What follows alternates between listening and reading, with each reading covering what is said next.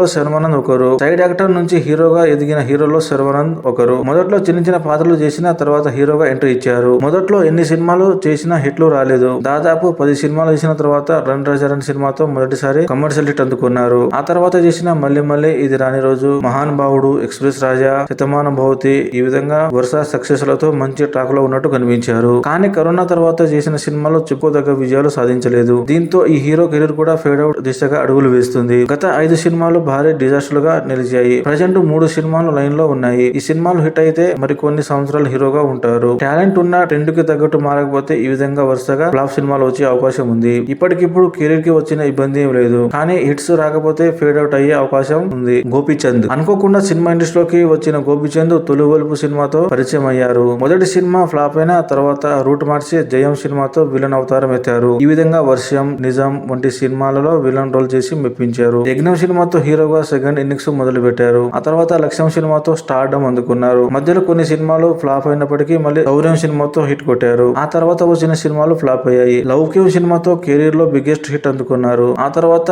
Hit లేదు. Corona తర్వాత చేసిన అన్ని సినిమాలు ఫ్లాప్ అయ్యాయి. టాలెంట్ పుష్కలంగా ఉంది, కానీ సరైన సినిమా పడడం లేదు. మొత్తానికి గోపీచంద్ కి అర్జెంట్ గా ఒక హిట్ కావాలి. గోపీచంద్ కి ఉన్న హిందీ మార్కెట్ కూడా పూర్తిగా డౌన్ అయింది. గోపీచంద్ కి ఇప్పటికిప్పుడు వచ్చిన నష్టం ఏం లేదు. కానీ హిట్లు లేకపోతే కెరీర్ డౌన్ ఫాల్ అయ్యి ఫేడ్ అవుట్ అయ్యే అవకాశం అయితే ఉంది. ఈ విధంగా మరికొంతమంది హీరోలు ఫేడ్ అవుట్ అయ్యే స్టేజ్ లో ఉన్నారు. కానీ వరుణ్ తేజ్, వైష్ణవ్ తేజ్, అల్లు సిరీస్ వంటి హీరోలను ప్రేక్షకులపై బలవంతంగా రుద్దే ప్రయత్నం చేస్తున్నారు. ముఖ్యంగా వరుణ్ తేజ్ మార్కెట్ కి మించి బడ్జెట్ పెడుతున్నారు. దీనివల్ల నిర్మాతలు భారీగా నష్టపోయే అవకాశం ఉంది. ప్రజెంట్ హిందీ డబ్బింగ్ మార్కెట్ కూడా చాలా డౌన్ అయింది.